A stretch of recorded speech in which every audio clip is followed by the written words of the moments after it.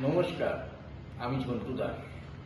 আমি আমার নিজের লেখা একটা কবিতা আপনাদের সম্মুখে তুলে ধরছি।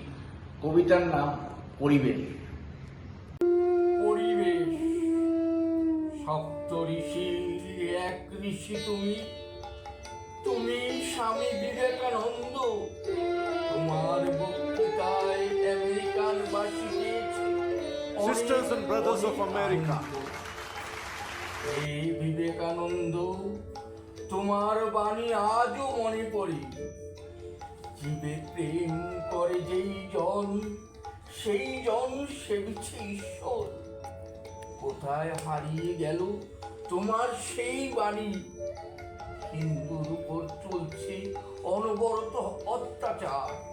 সহজ সরল মোরা হিন্দুরা, আমরা এখনো পাচ্ছি না তার কোনো প্রতিকার। কেন হচ্ছে না হিন্দুদের উপর সৎ বিচার?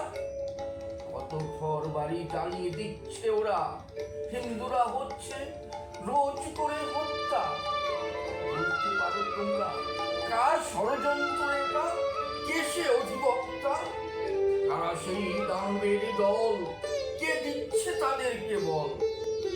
ভারত মায়ের সন্তান তোমরা, ভুলে যেও না স্বাধীন ভারতের নাগরিক আমরা। জাগো হিন্দু জাগো, মোরা সব এক হয়ে গাইব দেশের গান। ভারত মাকে রাখিব ঊর্ধ্বে, রাখিব ভারত মায়ের মান।